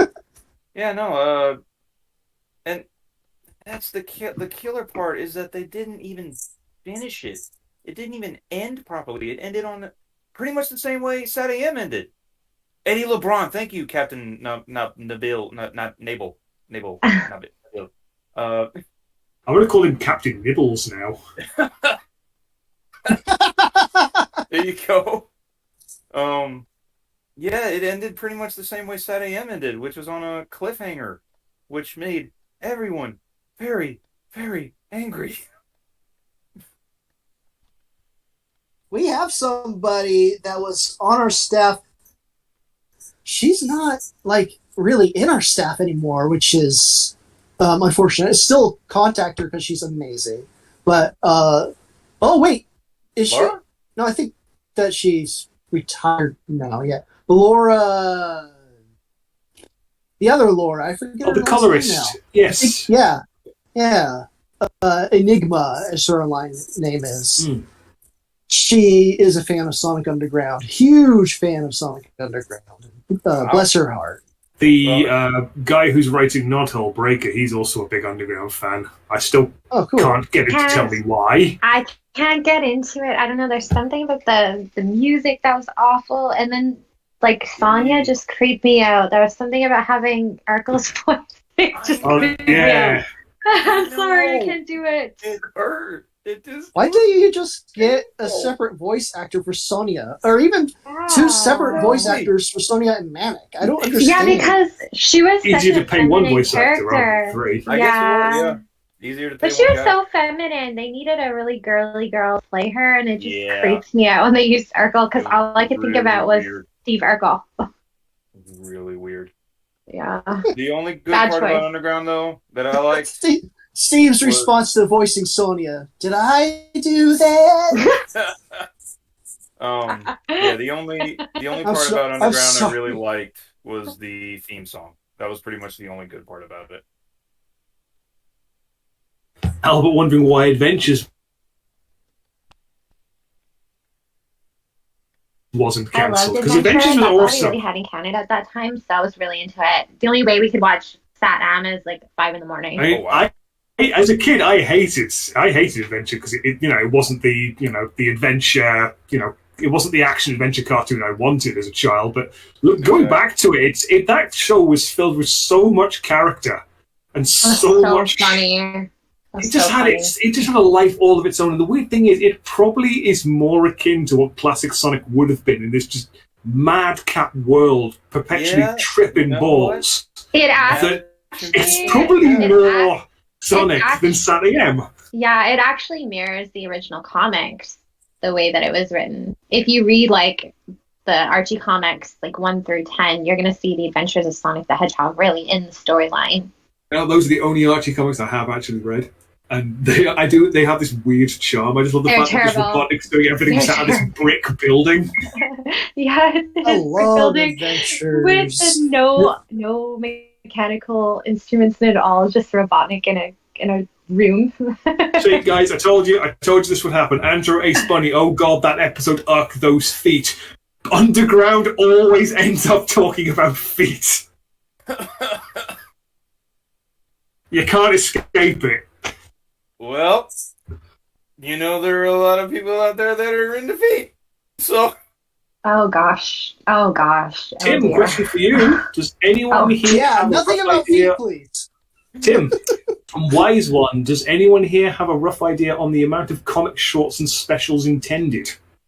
I think he means for Eric season. will probably know that a lot more than me, but Hopefully a lot.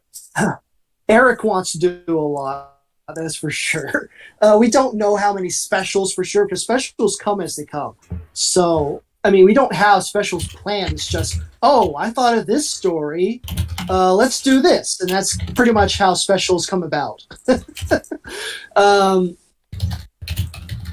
So we have nothing for that. But for the actual episodes, I'm sure Eric knows a better idea of how long that's going to go.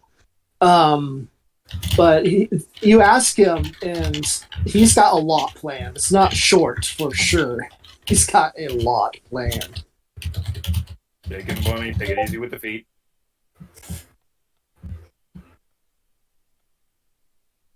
I get this feet reference, but I don't really want to know.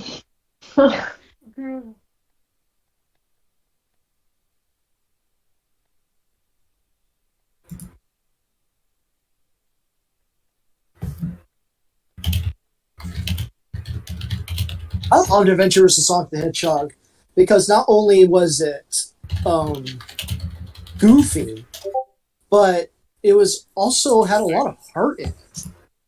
Like, it was a great mix of heart and goofiness that really made the show shine in my eyes.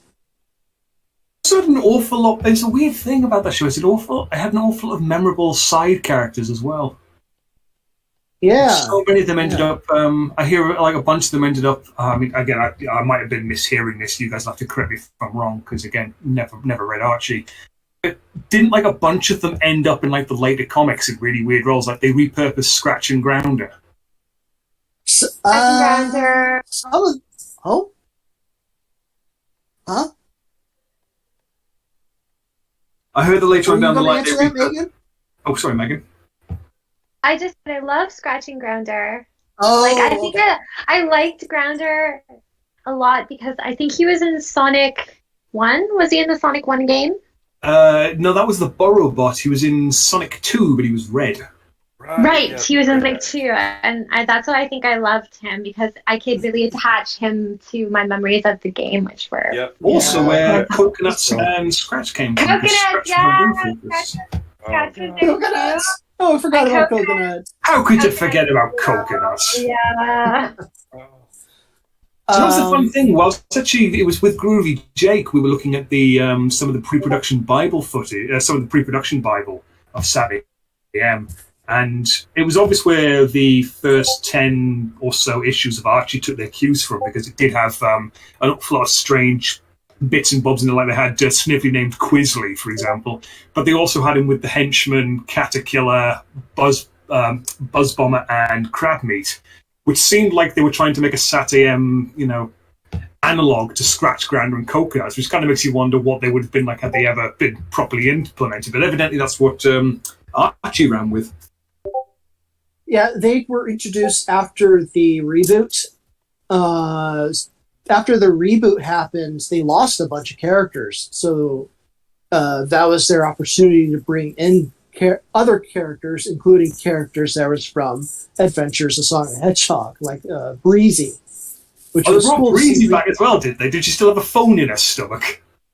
I don't know. No, she never pulled out a phone from her stomach. Yes. She was repurposed as a owner of a casino, and she was tricking Sonic and the others into a competition, like a fighting competition, to get a Chaos Emerald or something like that. And she was like, she wasn't trying to seduce him or anything. not in that comic. No, So was she a badnik or? I don't know. I don't know if she's still a robot. I don't know if they were clear about that. Did they She was repurpose working with Robotnik Jr. though? That is the question. I don't think I saw Robotnik Jr. No. I don't think they reintroduced him. But they should have, because Robotnik Jr. was a love interest of Breezy, which is amazing. And very That creepy was if you think great. about it. Ew. Well, they were both basically the same age. No, but even so, that was like no. Wrong ends a lot of them. What was that salesman called as well? That the Weasley salesman, Yeah. Wes Weasley or something. Yeah. I They love reused it. Mama. I love Mama Robotnik. Do you Who remember doesn't? Mama Robotnik? Mama She Robotnik was. scary. Yeah, she was. She was so scary and so cool. Yeah. She had that green bonnet, right? Yeah. Yeah. Big green hat, the pink dress, The big exact boobs. She red had high really heels, big and looked exactly like boobs. Robotnik. Yeah, she had the mustache too. She had a mustache at one until she got rid of it in a later episode, I think. No, she didn't. She She did did, not. I don't even want to know what that would look like. Oh, actually, I'm gonna Google it. Yeah, she did, and it looks awful. She looks much better with the mustache, Yeah, actually. she does, Oh, bless her. I loved how she was actually able to get one over Sonic and was actually like really smart and really devious. I loved it. Sonic's not that hard a guy to trick. Well, yeah, the amount of times he got locked up chasing a chili dog. Right. Let's face it, if you get outwitted by Scratch, Grander, and Coconuts, then you got no hope, really. Yeah. Oh, I love Coconuts so much. Don't talk about him like that, or I'll fight you.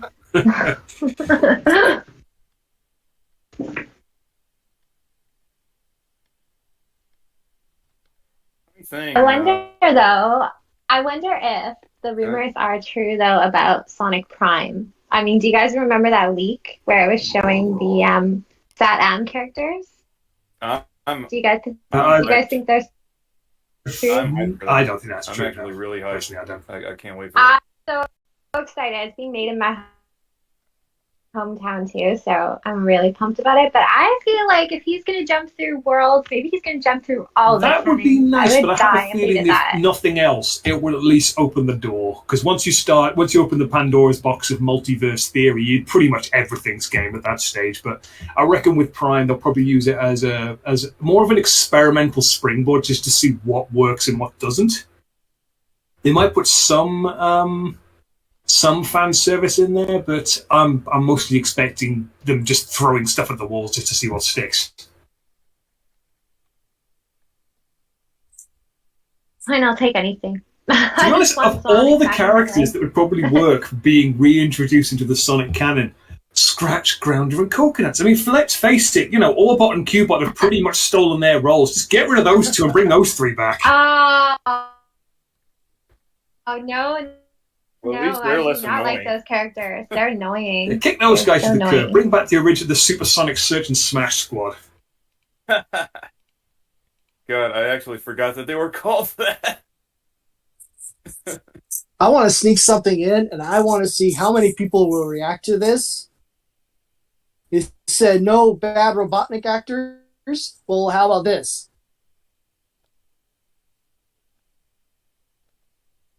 Ah!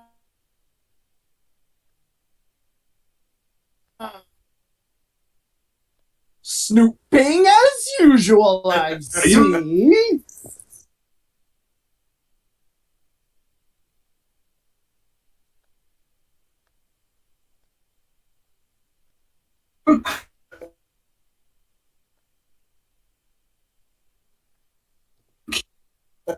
With pixels Yeah. the size of I'm hands. just mostly mesmerized by the fine details of like the wooden flooring and the thatched roofing lines. Like it's incredible that these tiny little details make this picture just so much better.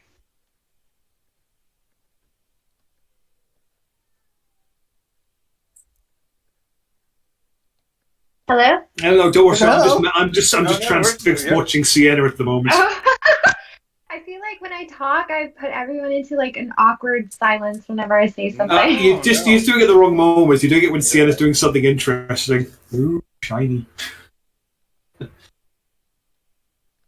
Yeah, pretty much Geno X. Beast Machines, more serious setting. Yeah, I gotta see that. What is Beast Machines? Transformers? Beast Oh, Machines! We call them Beasties and Beast Wars in Canada. I don't know why there was two, but there are Beasties and Beast Wars. It's the Yeah. transformation evolution. Oh man, I remember that when I was a kid. It What was about so Beast- slow of a Beast show too. Wars? Such a slow burn of a show. It's Beast Machines. Yeah, it was Beasties in Canada and Beast Wars. Really? In America. Yeah, in America. But because we had both like Canadian and American media, we got to see both of them and we were always like, why the heck do they have different names? I would actually prefer Beast Machines to Beasties. No offense, but it just sounds better. I'm not gonna dispute that. Weird flex, but okay, bud.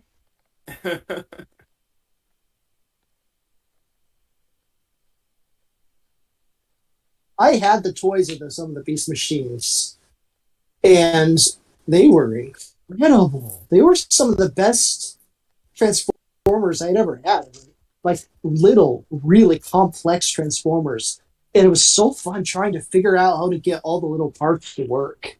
That's how to make yourself feel really, really old, is pick up a modern day one and try to work out how to transform the damn thing without instructions. Good luck. It's like a Rubik's Cube. It's like IKEA. So I'm just going to retreat back to my, my G1. Oh, look, 6 moves and you're done. I'm too old for this, man. Yeah, Too you old for this, are Murdoch.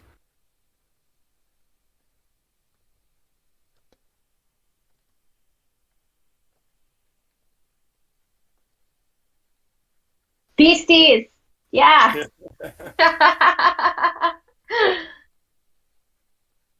Oh, Beast Machines was the sequel to Beast Wars, or Yes. Beasties if you're Canadian. I'm a terrible person. I never watched Beast Wars or Beast Machines. It was the show that sparked my dislike for TV CG animation. It's a bugbear that has been with me Hey man, pretty much ever since. don't diss Reboot. Don't you be dissing Reboot right now. Reboot? So Reboot was the only one I could really. The Reboot was the only one I could actually forgive because it was supposed to be set inside a computer. Exactly. So that was allowed. But like I every didn't- other show that came after was like, nah, I'm not feeling this. It's janky and horrible. But PCs back then were janky and horrible. So you Did know, it? Exactly. Didn't anything Reboot else? also end on a cliffhanger? I feel like Yes, Reboot it did too. Oh my did. gosh, It actually did. Yes. Oh, Yeah. Ended on a horrible it cliffhanger. was horrible. There is a project on Twitter that I am following that is supposed to be a continuation of Reboot, a fan continuation like us.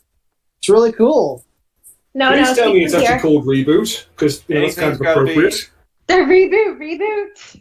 Yeah. I mean, anything's got to be better than the Netflix show. Keep having to There was a reboot, Netflix? eventually just get round to just smack the damn case and have done with it. Right? Reboot, Yes, reboot, there was a- hit tower. There was a Reboot Netflix show. It was a live action / CG show. It was supposed to be it's supposed to act as like a sequel series, Oh, but it does not resolve that cliffhanger at all. it just It's a did it question. ignore it? It ignored it. I got a question. Pretty much. I mean, some of the characters did come back. We got Megabyte. You got Bob.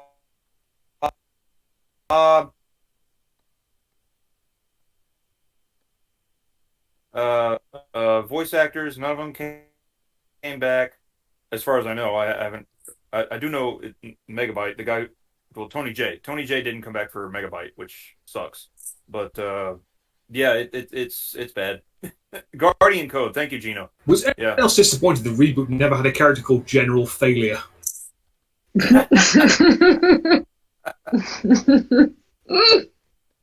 Hey. Ugh. Because that guy spent so long reading my discs. Okay, next, check your DMs. Yoy. Oh, I've got so many of them. I sent you something good.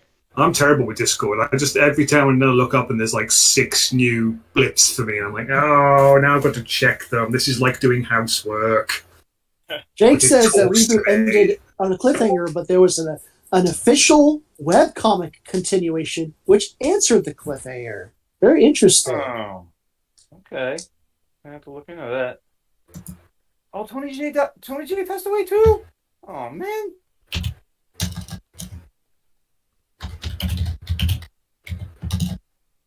Oh, he passed away a while ago. Okay. Yeah, I guess I should have put that together because I haven't heard of anything very recent. So I probably should have figured that out by myself.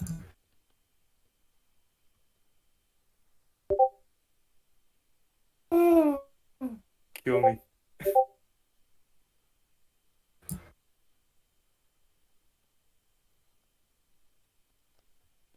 Oh, I would imagine. What is she doing? It looks really cool. No, she's She putting adding like the highlights. wood grain. She's the putting wood grain. highlights in at the moment. So I think she's doing Oh no, I think she is doing wood grain. Oh wow. Sienna, what are you doing? Oh, there are these like wooden detailing on the houses, so I'm just trying to put in I'm just trying to put them The on grain? basically. Not the grain yet. I'll do details will go last, and you probably in our time frame you're not gonna see me do them. I'm just trying to put in the correct shadowing so that I can get the 3D form, so when I like look at it right away, I know how to like put in that detailing later. Yeah. That's the molding, Cool. right? Hey, Sienna, what background do you think is that you've made? Are you the most looking forward to people getting to see? Oh. I think, it's probably, I'm sorry that I don't know the names of all the characters. Is it Sally? I think it's her hut. It's the one with all the wood in it. Like, it was the wood object on the wood floor. Because I spent so much time again, trying to differentiate the wood from each other and trying to figure out how to make things stand out. So I think I'm most excited for that. Yeah. Awesome. So people, when that comes out, be sure to check that out and compliment Sienna on her awesome work. All right? Just going to quickly answer two questions that were paged to me. Vero, chapter 8 of the comic is coming out very, very soon. I'm currently in the process of colouring it. Rigo has finished the pencils for half the chapter, so I'm just putting a bit of slap on it, and then I'll be ready to go. Second question from Wise One: why do me and Keith prefer Silver Sonic over Metal? It's the overall look of Silver Sonic as opposed to Metal. It's the whole mono eye thing. I think coming from growing up with Gundam, the Zaku and the single mono eye. But it was also the first time I was ever introduced to a mechanical doppelganger to Sonic. It was that gravitas, that impact. Mecha Sonic. That's the first one I saw. I think that's Silver Sonic. Yeah, Silver was Mecha, yeah. They renamed it later on. I mean, in the UK, it was always the Silver Sonic. Yeah, it was never Silver in North America. It was always Mecha. And I learned about Silver just recently. And they call him Silver in the Archie comics, too, when he would appear in there. It was like he appeared in Archie comics twice, and they call him Silver Sonic. Even when the Mecha Sonic from Sonic 3 popped up, the one that had the super form, even Sonic CD when you had Metal Sonic, all of them just felt like, Silver Sonic was the granddaddy of them all. It was the beginning of this entire thing. But then Metal Sonic came in and just stole Silver's crown. Wonder was like, you'll always be the pretender. Yeah, I like Mecha way better than Metal, for sure. I don't know why Metal is, way more popular. Mecha was way more badass, especially, in Sonic 3 at the final boss. He was really badass. Metal Sonic's cool and all, because, he looks like Sonic. He's got the whole thing. But the Silver Sonic with the whole... It was the jank factor. He had those big-ass rockets in his back. Sawing... the buzzsaw of his spines. He was more of a weapon than Mecha Sonic, if the Metal ever was. Even Mecha Sonic in 3 was more of a weapon than Metal ever was. Metal always felt like it was supposed to be. It could have worked as a clone, but Silver Sonic was a weapon. It's hard for me to just keep calling it Mecha and Metal and Silver. It's Silver Sonic. Even Sonic 2 on the Game Gear. That weird little thing with the name Silver Sonic, you hit that and you're like, oh yeah, man. It was one of those bosses that, anyone who's ever grown up with console games, well, even now probably knows this. The second to final boss is almost always harder than the final boss. And that was true of Silver, especially in the 8-bit game. Dude, Crystal Egg Zone was a joke. Don't get me started on the Roxas fight in Kingdom Hearts 2. Oh, God, yeah. On Proud Mode, anyway. No, not even on Proud Mode. I played it on Standard, and I got to that fight, and I literally destroyed my controller. Oh, dear. Game that's ever made me do that. Oh, God. I could not believe how much harder that fight was than the final boss. It was ridiculous. I think the thing that made Metal Sonic popular in my heart was the OVA. Metal Sonic in the OVA had a characterization that kind of humanized them in a way. If you've ever seen the ending of it.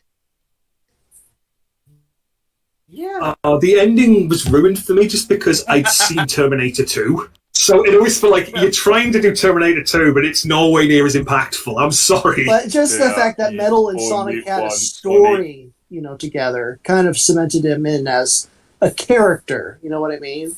Yeah. Well, the IDW guys have been trying to do something similar with that. I mean, they had that wonderful bit at the end of the Zombot arc where, a metal Sonic walks into Dr. Starline's lab and like dips his hand in the metal virus and just kind of stares at it for a bit. You know, it's kind of got that. He almost looks like he's having a moment of self-reflection. It looks like they're trying to do some characterization with him, which is kind of interesting. Yikes. No spoilers, by the way. I haven't gotten there yet. Oh, well, I've ruined that bit for you. But hey. No, no, it's okay. Totally fine. I'm going to invoke the "it's been X amount of time, you're not allowed to claim spoilers" thing. By the way, I've gotten recently the merch of Silver Sonic. It's sitting on my desk right now. Which is awesome. I cannot get those Jack-specific toys in this country. I'm trying to get the Classics Robotnik and the Silver Sonic, and I cannot get them. I only have the Funko Pop Sonic with the Master Emerald at my desk, but we're good buddies. It's like I don't do knickknacks. It's like all I have on my desk is the classic Sonic that was released as part of the 20th anniversary ones. It's like he needs a Robotnik to go with him. Jack specific. Come on, guys, up your game. Come on. Yeah. Guard is the best metal Sonic. Guard's pretty cool. I know who that is, but I've never read anything about him. Everyone keeps telling me he's awesome. I'm like, yeah. He's got go faster stripes, I'll give him that. Loving the window technique. Thank you. Yeah, the windows look really good. Yeah, Sally's hut, you can tell. Or is that glare? No, Sally's hut has purple drapes. Oh, yeah. Okay, that's Sally's hut. All right. And you call yourself a Sat.am fan? You can't even identify the characters' hut by their drape colour? Well, no. Well, you're having Oh, wow. to your Is it by placement? This escalated quickly. I never knew where they were placed. You Fake guys, fan! check out the detailing that's already happened from the start of this feed to right now. I wish we could do like a before and after, but it's amazing to see this part of Knothole coming to life right before our eyes. Like, Yes, wow. if only we had a video editor who could put this together into some kind of time lapse. Only we had hired one recently. Breaker, where are you? That's a good question. Where is he? Stephen Rain. Wasn't Sally Acorn robotized once? No, Yeah. Sally was never robotized. Only in Sonic Nightmare. Sally was Roboticized, fake fan. roboticized in a nightmare that Sonic had once. And at Where another were you time, when the brains were handed out? Yeah. but another time, Robotnik created a robot Sally that copied the memories of Sally Acorn and went into Knothole as a spy. But Sally herself was never robotized. I mean, unless you count that one arc in the Archie comic? I don't think so, no. I think in the Archie comic, you're talking about the miniseries? Wasn't that a metal Sally? I think No. Sally switched places at some point. Like that was a fake Sally that got robotized or something like that. I don't remember specifically, but I don't think she got robotized. Roboticized.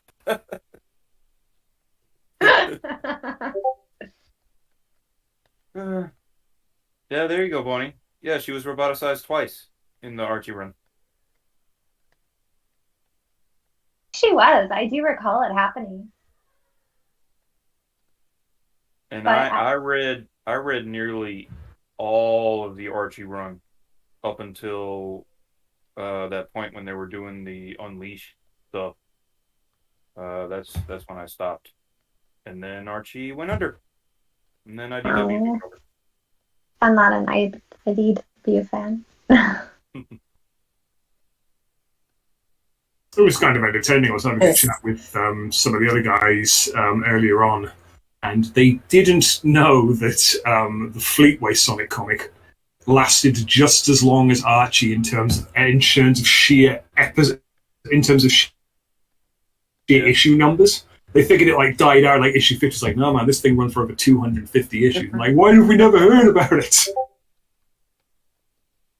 Okay, so we have hit the 2-hour mark, guys. Uh-oh. Should probably wrap this up.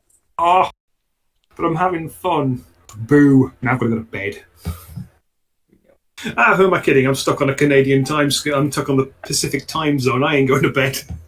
But Well, yes, I imagine Sienna probably wants to go do something else for a bit. Yeah. Probably without all the lag. We always start the dang chat and live feed out with like some sort of kerfuffle. In fairness, today's one was actually pretty good. I mean, compared to some of the previous live streams we had, we were pretty much tech problem free this time.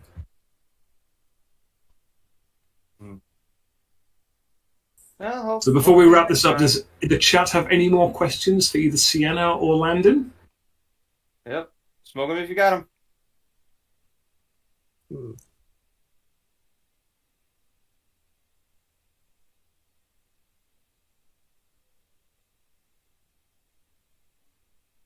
Chat is a little bit behind still. Yeah, it's always about a minute or two. It always takes a little time to buffer.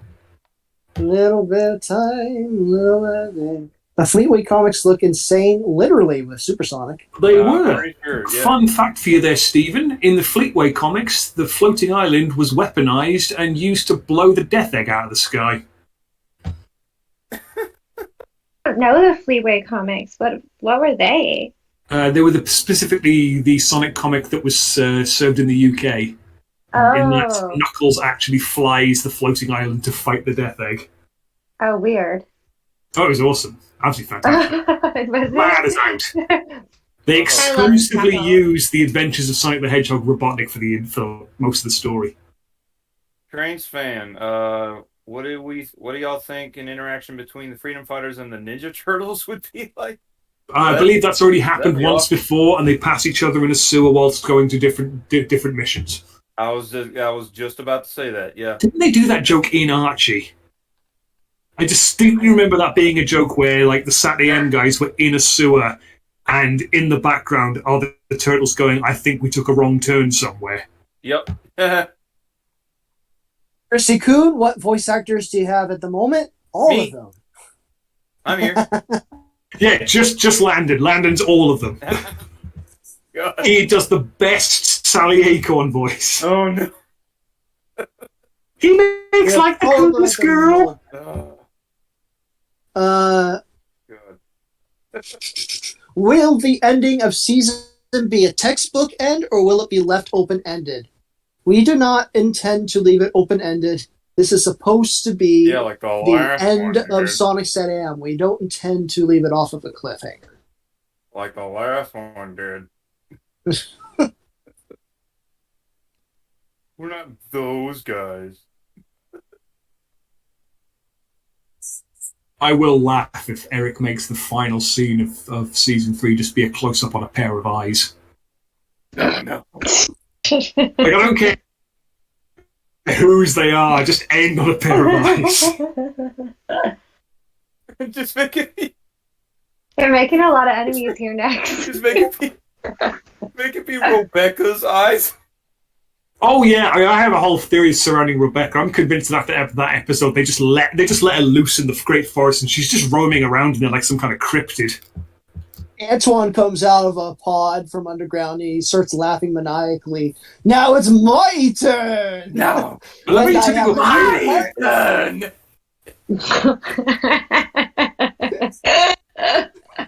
And he has Rebecca behind him. Okay. can't do the nasally voice, but yeah, I can imagine her just going, "That's right, my little muffin." Oh god. That's my little sugar puff, isn't it? God, Sugar puff. Fran Drescher. It's time to take over the world, Do you? little sugar puff. What? You kind of gotta hold your nose like that when doing the voice. For a horrible nasally voice. Yeah. It's Fran Drescher, you know, you gotta cut her some slack. I love her. Her laugh is one of those laughs you just never forget. It's a laugh you can taste. No! It's like Scratch's voice. Like, Scratch's laugh. You see someone write it, you can taste that laugh. It's the same with Fran Drescher. Oh God. Ace Fran Drescher's laugh? Yeah, it's that it permeates that much. Like you can read it and you can smell it.